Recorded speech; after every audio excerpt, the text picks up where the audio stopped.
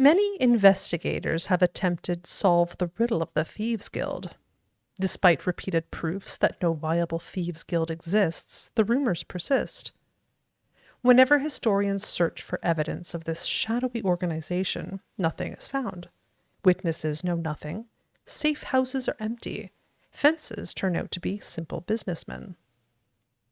Let me clarify by stating that thieves most certainly do exist. They rot in dungeons all across Tamriel. Certainly, bands of thieves work together to commit crimes. On rare occasions, there has even been documented cases where persistent bands of thieves have worked together for years at a time, committing thefts and other crimes. However, a guild is different than a band.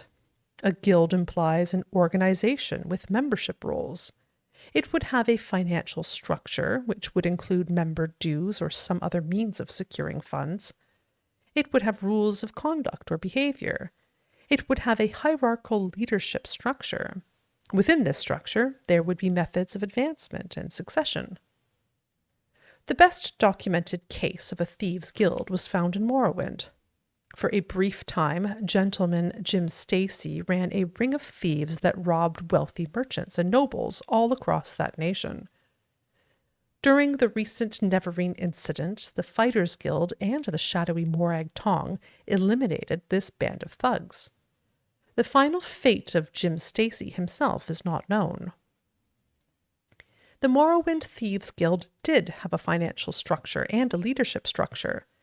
It satisfied many of the conditions of a true guild.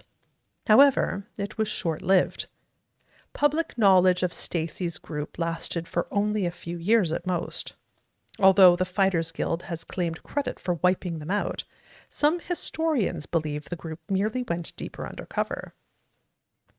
The problem with determining the non-existence of the Thieves Guild is quite logical. It is not possible to prove a negative. I cannot prove definitively that the Thieves Guild does not exist, only that historians have been unable to document one. If a Thieves Guild were to be operational in Cyrodiil, one would think that crime would be rampant, which it is not. The very nature of thieves makes it impossible for them to trust one another sufficiently to work together for very long.